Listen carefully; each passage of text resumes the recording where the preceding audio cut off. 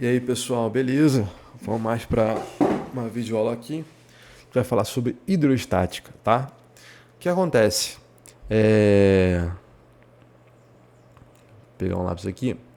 Para a gente falar de hidroestática, vai ser muito importante a gente falar sobre pressão, conceito de pressão. E o conceito de pressão nada mais é que força dividido por área, tá? E aí vamos olhar aqui um pouquinho para essa imagem aqui. Repara que você tem uma moça que está em cima de uma cama de prego. Você vai falar, caramba, é um desenho, né? Senão seria loucura, né? Mas você pode ter visto várias vezes pessoas, né, indo em programas de entretenimento, né, fazendo um show, deitando numa cama de pregos e o pessoal olhando, uau, olha, ele consegue controlar a dor, né? Uma cama de prego deve furar ele todinho. O que acontece, pessoal? Quando você está numa cama de pregos, todo o seu peso é distribuído, né, pela cama inteira. É muito diferente você tentar equilibrar o seu peso em um único prego e equilibrar em vários pregos ao mesmo tempo. Quando você equilibra em vários pregos, quer dizer que cada prego que estiver em contato com você, ele está sendo responsável pela parte que ele está em contato, dividida por todos os outros pregos que estão lá atuando, certo? Não é um prego só atuando pelo seu corpo todo, mas cada prego vai estar responsável pela sua massa, né? Dividido pelos todos os pregos que estão em contato. É como se houvesse uma melhor distribuição na sua massa entre todos os pregos ali. O que é totalmente diferente de você ficar em pé em um único prego. Aí sim, se a pessoa fica em pé em um único prego, aí sim ela é diferente, aí sim ela é diferenciada. Não façam isso em casa, vai se furar, tá? Então essa é a grande segredo, né, da câmera de pregos, da cama de pregos, né? Tem a ver com pressão. E pressão, como eu falei, é calculado por força sobre a área. Repara que o peso, quando você está numa cama de prego, ele é distribuído numa área menor do que um único prego. Um único prego, você tem só a ponta daquele prego. Quando você deita numa cama, todo o seu peso vai ser distribuído por N pregos que vão estar em contato com o seu corpo, tá? Repara o seguinte, pressão é medido em força sobre área. Força é medida em Newton, área em metro quadrado. Quer dizer então que pressão é Newton por metro quadrado. A gente dá um nome específico para essa unidade de pressão. Ela vai ser justamente o Pascal, tá? Que é o PA, beleza? E aí, pessoal, a gente vai ficar muito interessado no nosso estudo de hidroestática, como o próprio nome fala, hidro, água, estática, água, ou seja, água em repouso, né? Ao água em equilíbrio. E pensando na pressão dentro de um líquido. Vamos tentar calcular a pressão utilizando essa definição aqui de uma pressão feita por um líquido, né? Por uma coluna de um líquido, certo? O que acontece? Esse líquido ele tem massa, né? Claramente ele tem massa. Ou seja, sobre ele, sobre o líquido, você vai ter... Aqui repara que eu estou vendo uma foto tridimensional, aqui uma bidimensional do mesmo líquido, tá? Então o ponto que eu quero calcular, aqui a pressão é esse ponto. Repara que ele vai ter o peso dele, né? E além do peso dele, ele vai ter também a normal que a superfície do fundo do recipiente faz sobre ele, né? E ao mesmo tempo, pela terceira lei de Newton, deixa eu colocar em outra cor aqui, já que o líquido sofre uma normal pelo recipiente, o recipiente também sofre uma normal pelo líquido, tá? E essa normal que gera a tal pressão na superfície do líquido, tá? Só que repara aqui, como esse líquido está em equilíbrio, quer dizer que a normal e o peso são iguais. Ou seja, nesse caso aqui, a normal vai ter o mesmo valor do peso, né? Então vai valer a massa do líquido vezes a aceleração da gravidade. Então vamos utilizar a definição. Se essa parte aqui de baixo tem área A, certo? Quer dizer então que a pressão, né, vai ser o valor da força, mg, dividido pela área, tá? Mas você pode falar, pô, professor, complicado, né, calcular a pressão. Eu tenho que primeiro achar qual que é a área do recipiente que eu estou utilizando. e depois achar massa de água, do líquido que eu estou olhando para calcular a pressão, né? É meio complicado fazer isso. Será que não tem um jeito melhor? Então vamos utilizar uma definição de densidade para a gente ver se a gente consegue chegar numa resposta um pouco melhor, tá? O que é densidade? Densidade é quanto de massa você vai ter contido, né, dentro de um volume. Então, se você, por exemplo, vamos olhar para essa tabela aqui, repara que 1 grama de água vai estar contida no volume de 1 centímetro cúbico, certo? O que é 1 centímetro cúbico? Imagina que você tem um cubo, deixa eu desenhar aqui um cubo.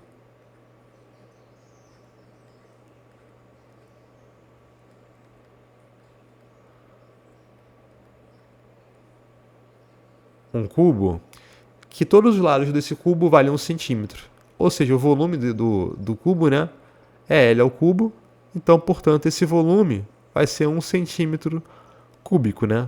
Porque é 1 vezes 1 vezes 1. Ou seja, se você pegar um volume que cada lado dele tenha 1 centímetro, dentro dele vai ter exatamente 1 grama de água. Agora, se você pegar o alumínio, né? O alumínio, 2,7 gramas dele, dentro desse mesmo volume, ele vai ter justamente 2,7 gramas nesse mesmo volume. Ou seja, quer dizer que a massa vai ser maior dentro desse volume. Os volumes são iguais e a massa de alumínio é maior. Se a massa de alumínio é maior em volumes iguais, quer dizer que a densidade do alumínio é maior do que a densidade da água. E assim por diante, né? A densidade do ferro vai ser maior, do chumbo vai ser maior, do mercúrio vai ser maior. Inclusive, um é maior que o outro, né? Do ferro é maior do que do alumínio, do chumbo é maior do que do ferro e do mercúrio é maior do que do chumbo, ou seja, do mercúrio dessa tabela aqui, ele é maior do que a maioria de tudo que está aqui. E repara que a densidade do ar é a menor de todas, né? Tem pouquíssima matéria de ar em um volume cúbico, né, de 1 centímetro cúbico, certo? Então, com essa definição de densidade, talvez a gente consiga simplificar essa equação aqui. Porque repara, eu consigo escrever a massa, se eu passar esse volume para lá multiplicando, eu consigo escrever essa massa da seguinte maneira: massa é a densidade vezes o volume, certo? Então, aonde tiver a massa na equação, eu vou colocar justamente massa vezes volume, densidade vezes volume. Então, densidade vezes volume é igual à aceleração da gravidade dividido pela área. Tá, professor, mas ainda está grande essa equação. Agora eu tenho que saber qual que é a razão entre o volume e a área. Tá, beleza. A densidade a gente acha na tabela e a aceleração da gravidade é 10 metros por segundo ao quadrado. Mas essa volume por área aqui é ruim de pensar e calcular. Então pensa no seguinte: quando você tem um paralelepípedo, né, o volume desse paralelepípedo vai ser a área da base, certo? Vezes a altura, certo? Então aqui a gente tem essa área da base aqui, né? Deixa eu desenhar aqui de verde. Essa área da base vezes a altura dessa figura geométrica, certo? Então, eu vou substituir, né, a área da base vezes a altura nessa equação pelo volume. Então, eu tenho que a pressão é a densidade. Essa letra grega aqui, a gente chama ela de ρ, é a letra grega utilizada para a densidade, tá, pessoal? É o famigerado ρ, tá? A gente utilizou ρ também para resistência elétrica, né? A gente vai utilizar também o ρ aqui para densidade, tá? É comum utilizar para um ou para outro. Como são assuntos totalmente diferentes, então não tem problema misturar as letras, tá? Um tem a ver com eletricidade, outro tem a ver com hidrostática, então esse ρ aqui é aquele mesmo ρ que a gente viu lá na mesma letra grega, na verdade, né? Que a gente viu lá para resistividade, tá? Então o volume é a área vezes a altura. Então a área vezes a altura vezes a aceleração da gravidade. Opa! Eu tenho altura aqui e tenho altura aqui, eu posso cortar. E no final das contas, eu vou ter que a minha pressão, né, vai ser a densidade vezes a aceleração da gravidade vezes a altura. Olha que legal. Agora, para eu saber a pressão dentro de um líquido, né? Dentro de um recipiente, eu só preciso saber da altura que a coluna daquele líquido está formando, né? Só preciso saber isso. Ou seja, qual que é a altura desse líquido, tá? E repara, pessoal, que aqui eu escolhi uma pressão, né? No ponto inferior do meu recipiente. Eu poderia ter escolhido uma pressão num ponto aleatório no meu recipiente, né? E a altura agora não vai ser mais a altura anterior, né? A altura agora vai ser esse tamanho. Aí você mede esse tamanho e descobre qual que é a pressão. E repara, pessoal, uma coisa interessante. A pressão, ela não vai depender da distância horizontal, apenas da distância vertical. Então, todos os pontos que tiverem a mesma altura, eles vão ter a mesma pressão.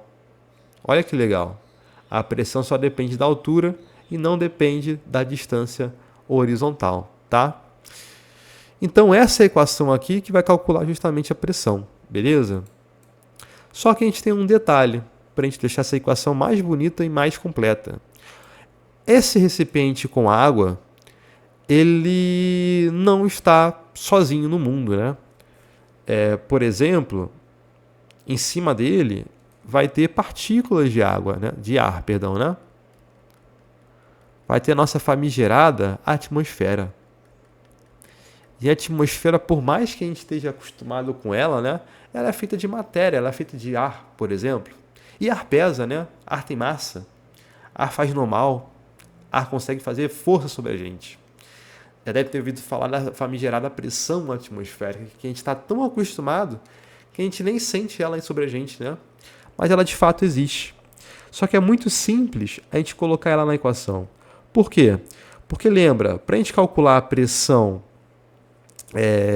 dessa coluna de água sobre esse ponto P aqui, bastava descobrir qual que é a pressão gerada pela força, né? Que essa coluna de água faz por existir, né? Por ter massa, por ter peso e, portanto, gerar uma normal. Da pressão atmosférica vai ser a mesma coisa. Então, o que acontece? Esse ponto P ele vai sofrer pressão devido à coluna de água que está sobre ele e sobre a pressão atmosférica. Então, para saber a pressão de fato total, basta somar as duas pressões. A pressão que a gente acabou de achar aqui, que é o famigerado ρg H, mais a pressão atmosférica, tá? Esse P0 aqui. Então, a equação final, para a gente saber qual que é a pressão em um ponto no líquido, é essa equação aqui. Vai ser ρgH, densidade do líquido, vezes a aceleração da gravidade, vezes a altura, mais a pressão atmosférica, tá? A pressão atmosférica, ela é da ordem na altura do mar, ela vai ser influenciada pela altura do mar, porque você pensa comigo, quanto mais alto, né, menor é a coluna de ar sobre você, né? Tem uma coluna de ar menor, então a pressão ela começa a diminuir. Então, na altura do mar, a pressão atmosférica ela vale mais ou menos 10 a 5 pascal aproximadamente, tá? É aproximadamente esse valor. Beleza? Normalmente a gente pode utilizar também outra unidade de pressão, a gente vai ver isso melhor em sala de aula, que é o ATM, tá? Nessa unidade, a pressão atmosférica na altura do mar vai valer 1, tá? Vai valer 1 ATM, tá? Nessa unidade. Repara que quando a gente fala aqui de hidrostática, antes de prosseguir, a gente mistura bastante as unidades, né? A unidade internacional, ela não é sempre, mas como é que eu posso dizer? Ela não é sempre prioritária, né? Porque, por exemplo, já falei para vocês que massa é medida, deixa eu botar aqui, né? Já que densidade é massa sobre volume, certo? Significa que a unidade, portanto, né, seria a unidade de massa, que é quilo, né? E a unidade de volume, que é metro cúbico. Só que repara que na nossa unidade aqui está em grama por centímetro cúbico, né? Você pode transformar, né? Só lembrar das transformações de grama para quilo e de metro cúbico para centímetro cúbico, tá? É uma transformação simples, tá?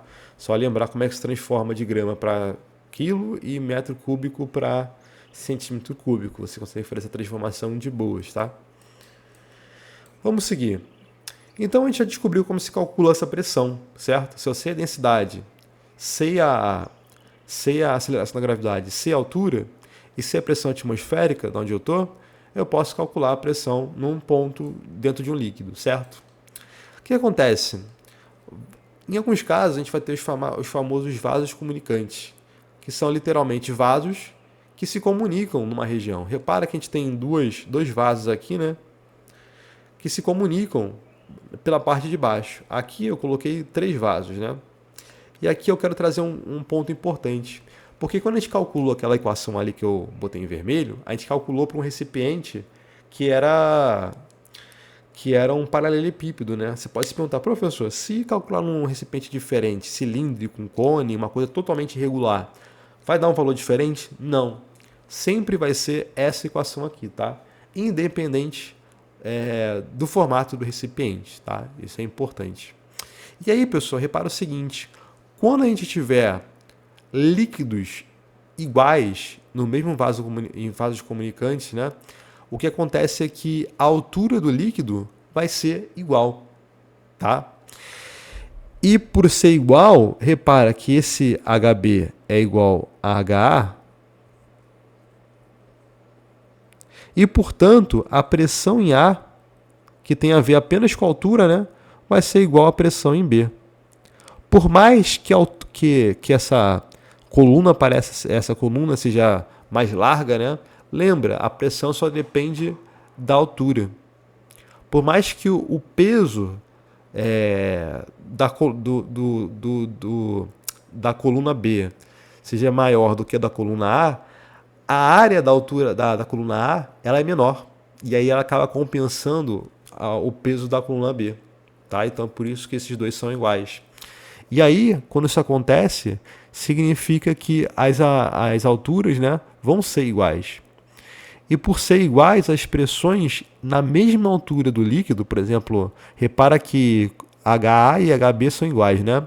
Então a pressão no ponto A e a pressão no ponto B são iguais. Isso vai funcionar para qualquer vaso comunicante, independente do formato dele. Então, se eu botar nesse vaso comunicante água, ela vai estar exatamente na mesma altura em todas as colunas, tá? E qualquer ponto que eu escolher aqui que esteja na mesma altura, né? Vou pegar aqui 3 pontos na mesma altura, eles vão ter exatamente a mesma pressão por estarem na mesma altura. Só que tudo começa a mudar um pouco quando a gente coloca líquidos diferentes para atuarem juntos. Porque, por exemplo, imagina que eu tenho uma colunazinha de óleo. Aí você pode se perguntar, será que agora as alturas vão ser iguais? Né? Não era para esse óleo estar na mesma altura dessa superfície dessa água? O que acontece é não, tá? Por quê, pessoal? A pressão vai ser igual quando o líquido for igual, certo? Naquela mesma altura. Então repara que nesse ponto A e nesse ponto B é o mesmo líquido, né? Então, portanto, a pressão em A e a pressão em B vão ser iguais, tá?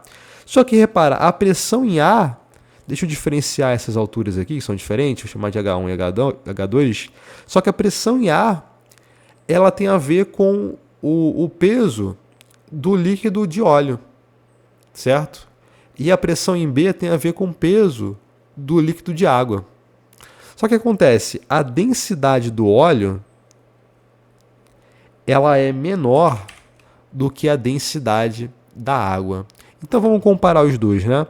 Repara que PA é igual a PB. Ou seja, a pressão que esse tantinho de água faz nesse ponto é igual à pressão que esse tantão de óleo faz nesse ponto, tá? Só que vamos calcular aqui o que acontece. Vamos calcular aqui as pressões, né? A pressão vai ser a densidade no ponto A do óleo vezes a aceleração da gravidade vezes a altura 1, mais a pressão atmosférica, né?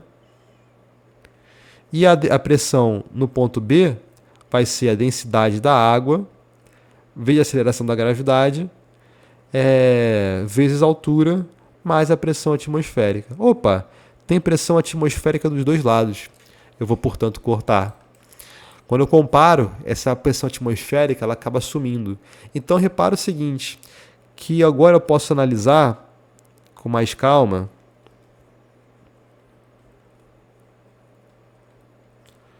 o que acontece, o que está acontecendo aqui. Repara que também eu posso cortar a aceleração da gravidade, né? Porque está multiplicando dois lados, né? E no final das contas eu vou ter a densidade da água, a densidade do óleo e as alturas. Só que repara, para esse produto ser igual, significa que ele precisa se compensar, né? Repara que a densidade do óleo é menor do que a densidade da água, ou seja, a densidade da água é maior. Então, para eu multiplicar algo que é menor, certo? Para se igualar a algo que é maior, necessariamente o que está multiplicando junto com ele precisa ser maior do que está multiplicando o que está aqui do outro lado, que é menor, né? Porque, por exemplo, imagina que, vou dar um exemplo aqui drástico, né? Que a densidade da água é 2 e que a densidade do óleo é 1, certo? Para essa multiplicação dar igual, significa o seguinte, que H1, portanto, é 2, né? Porque 1 vezes 2 dá 2, e que H2, portanto, é igual a 1, porque 1 vezes 2 dá 2 também, né? Então, se esse cara aqui é pequeno, para compensar, a altura dele precisa ser maior. Se esse cara aqui é grande, a densidade da água é grande comparada do óleo, quer dizer que a altura dele vai ser menor para compensar. E é por isso, então, que a coluna de óleo acaba sendo maior que a coluna de água. Então, repara que quando os objetos são diferentes, os líquidos são diferentes, as alturas nos vasos, né, não vão ser iguais. Só quando os líquidos forem iguais. Tá? A gente pode utilizar esse mesmo princípio para calcular qual que é a pressão de um gás, né? A pressão dentro de um manômetro. Repara que, de novo, nesse ponto A e nesse ponto B, a altura é igual no mesmo líquido, né? Se a altura é igual no mesmo líquido, significa o seguinte, que eu posso utilizar a pressão no ponto B, que eu sei calcular facilmente, a pressão no ponto B de novo, é a densidade do líquido, vezes a aceleração da gravidade, vezes a altura, mais a pressão atmosférica, eu sei calcular, eu posso descobrir qual que é a pressão do gás, porque a pressão do gás vai ser igual à pressão no ponto B, né? A pressão do gás é a pressão em A, né? E aí a pressão em A é justamente igual à pressão em B. Então você calcula a pressão em B só olhando para essa altura, né? Porque a densidade você vai saber. A aceleração da gravidade você já sabe. A altura você vai olhar para lá, né? E a pressão atmosférica você sabe também, né? Se estiver na altura do mar vai ser aproximadamente 10 a 5 Pascal, né? Aí você olha onde você está e você tem claramente uma tabela internacional falando qual que é a pressão em cada região que você vive, né? Se estiver em outro lugar e estiver num lugar mais alto, num lugar mais baixo, você pode justamente ajustar essa pressão e achar facilmente na internet, perguntando onde você está localizado, qual que é a pressão atmosférica naquele lugar. E aí você consegue descobrir qual que é a pressão no gás, né? Calculando apenas a pressão aqui no ponto B. Tranquilo, né, pessoal? A gente está quase fechando já o nosso conteúdo. Vamos falar um pouquinho sobre o princípio de Pascal, né? O princípio de Pascal diz o seguinte: uma variação de pressão em qualquer ponto de um fluido, em repouso, em recipiente, transmite-se integralmente a todos os pontos do fluido. Professor, o que você quer falar com isso? Significa o seguinte: se eu fizer uma pressão nesse ponto, essa pressão vai se distribuir em todos os pontos do líquido, inclusive do outro lado. E é por isso que quando eu aperto o lado esquerdo desse vaso comunicante, o outro de lá sobe. Ou seja, a variação de pressão que eu faço aqui vai gerar uma variação de pressão do outro lado, certo? E elas são iguais. Só o que acontece? Aqui na minha imagem ficou ruim, mas vamos imaginar que essa área aqui, vou chamar de A2, é diferente da área A1, certo? Ou seja, A variação de pressão que vai ter aqui é justamente o valor da força da pressão que eu faço do lado esquerdo, né? Que vai se transmitir para o lado direito. Então a pressão do lado esquerdo, né? Essa pressão aqui, vai ser justamente a força que eu faço nessa região 1, né? Dividido pela área 1, certo? E do outro lado vai ser a força que ele recebe dividido pela área 2. Então, a pressão são iguais, né? Dessas regiões, né? As pressões são iguais, a variação de pressões são iguais nessa região. Só que, se a área 1 for muito pequena, significa que eu consigo fazer uma força grande, né? Vou reescrever essa equação. Vai ficar F1 é igual a F2 dividido A2 vezes A1, certo? Quer dizer o seguinte, se a área 1 for pequena, significa que essa relação entre A1 e A2 ela vai ser menor do que 1. Ou seja, eu estou multiplicando F2 por um número, que eu vou chamar aqui de A, que é menor do que 1. Ou seja, se o número é menor do que 1, quer dizer que F2 precisa ser maior do que F1 para que essa equação seja verdadeira. Ou seja, eu consigo fazer uma força pequena numa área pequena para levantar uma área grande e gerar uma força grande, certo?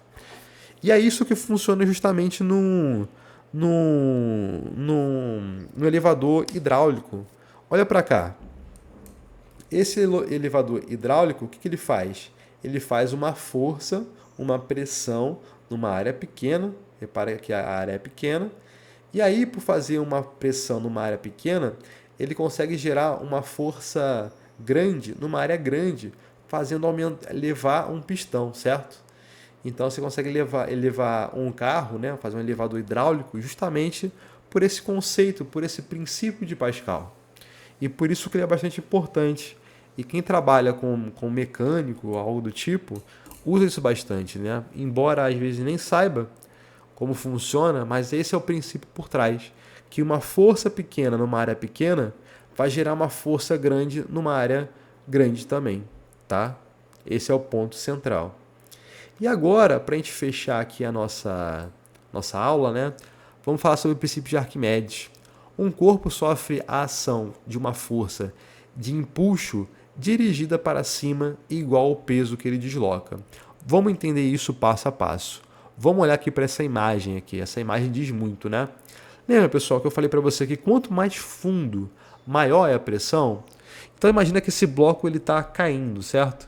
O que acontece? Nessa primeira imagem aqui, nesse primeiro instante, vamos dividir em dois instantes diferentes. O que acontece? O que acontece é que a pressão na parte de cima ele vai ser menor do que na pressão na parte de baixo, porque a parte de baixo está numa altura maior, certo? E essa diferença de altura entre o topo e a parte de baixo gera uma pressão maior na parte de cima. Então, portanto, se você tem uma pressão maior na parte de baixo, vai ter uma força maior na parte de baixo. Então, vai ter uma força resultante entre essas duas forças, né, entre a parte de cima e a parte de baixo, que a gente vai chamar de empuxo, tá?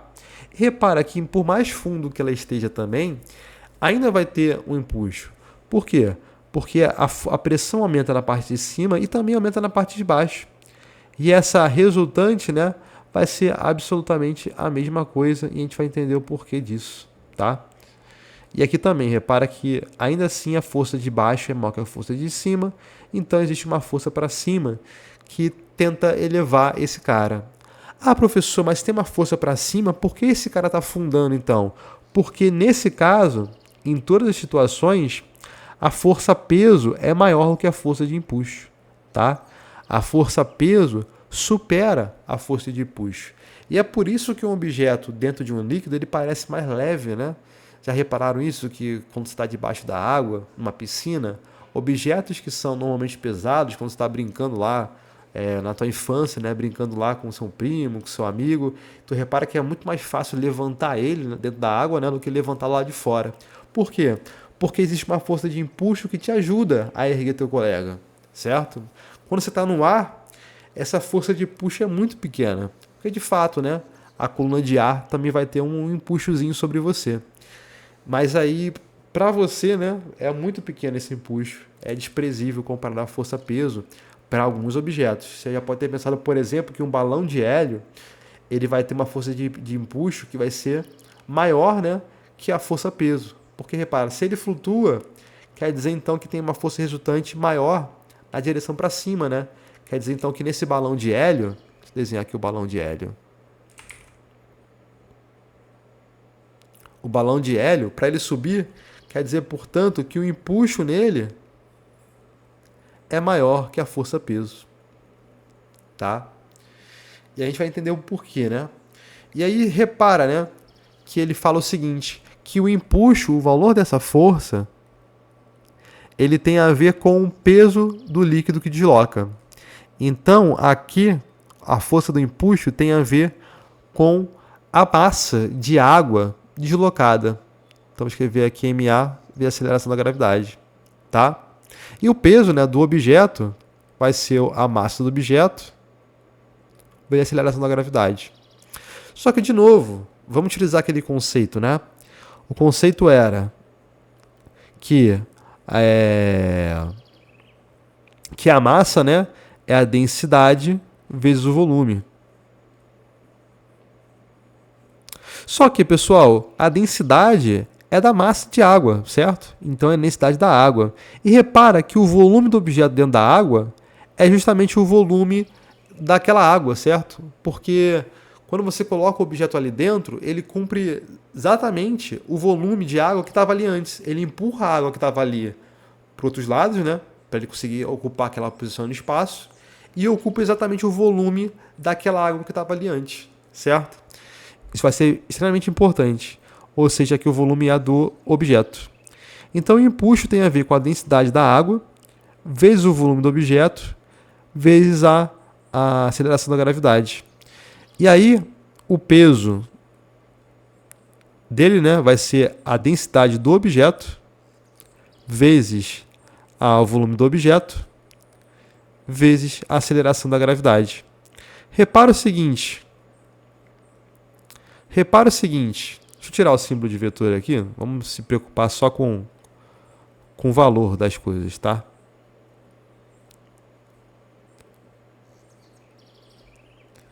Deixa eu apagar aqui. Repara o seguinte, que a única diferença da equação do empuxo, né, é justamente a densidade, né? Porque o volume do objeto é igual nas duas equações, certo? E a aceleração da gravidade também é igual. O que diferencia se o peso vai ser maior do que o empuxo ou ao contrário é a densidade. Ou seja, se a densidade do objeto for maior que a densidade da água, quer dizer então que o peso é maior. Se a densidade for igual, quer dizer que o peso e o empuxo são iguais. Quer dizer que ele não afunda e nem flutua. Quer dizer, não afunda e nem emerge, né? Nem sobe. Agora, se a densidade do objeto for menor que a densidade da água ou de onde ele está, quer dizer então que o peso é menor que o empuxo e ele flutua. Isso acontece com o balão de hélio. A densidade do hélio é menor que a densidade do ar. E por isso que o empuxo sobre ele é maior que o próprio peso. E é por isso que o balão de hélio ele sobe, tá, pessoal? Então, no final das contas, o empuxo de um objeto qualquer vai ser a densidade da onde ele está, né, vezes o volume do objeto, vezes a aceleração da gravidade.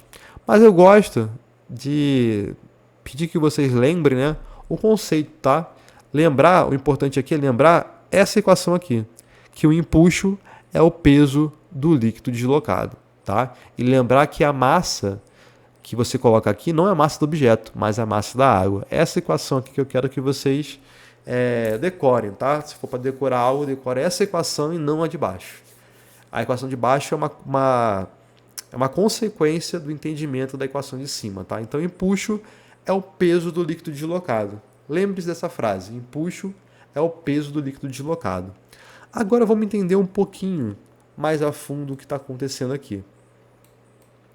Como eu falei para vocês, quando eu coloco um objeto dentro da água, o volume que ele ocupa é exatamente o volume da água que estava ali dentro.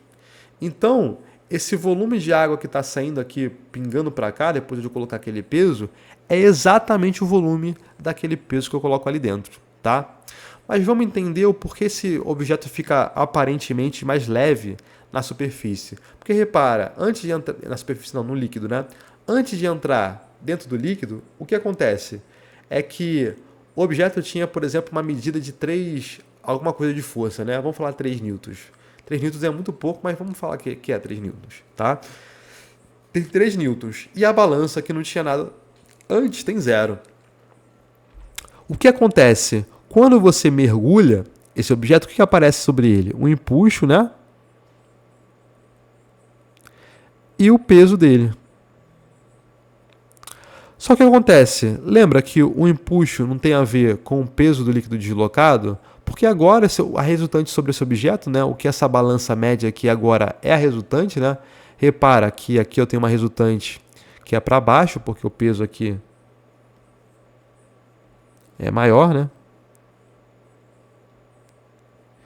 É a resultante para baixo, quer ver? FR para baixo. E o que essa corda média aqui é a tração, né? Então repara que a tração aqui diminuiu e é igual à força resultante dessa subtração entre os dois. Repara que o peso do líquido deslocado, ele está aqui, né? Olha o líquido deslocado aqui. Mede 2. Ou seja, a força resultante que a gente calcula aqui é justamente esse 1, né? Porque se ele media 3, é o peso dele, o empuxo mede 2, quer dizer, portanto, que o que o dinamômetro aqui, né, que é o que mede força, está medindo aqui, é justamente a força resultante. É a força resultante entre o empuxo e a força-peso. Tá, pessoal? E aí, eu vou fazer uma coisa para vocês pensarem, que é a seguinte. Para vocês pararem e pensarem, e na próxima aula, quando a gente estiver na aula presencial, a gente discute. Olhe para esses 3 objetos.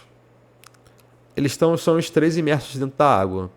Eu quero que vocês falem para mim, pensem para vocês discutirem na próxima aula, porque essa aula eu não vou conseguir trazer o questionário, porque como eu atrasei um dia, eu não gosto de fazer questionário no dia que eu atrasei, né? Era para trazer essa videoaula na terça e eu trouxe na quarta. Mas eu quero que vocês pensem sobre isso. Olha esses 3 objetos no mesmo líquido em situações diferentes, certo? Eu quero que vocês digam para mim qual que é a relação da densidade entre esses 3 objetos. Sei lá, um exemplo, né? Você vai falar para mim, eu acho que a densidade do corpo 1, né, desse cara aqui, é maior do que a de 2, que é maior do que a de 3. É um exemplo, não quer dizer que está certo, tá? É isso que eu quero.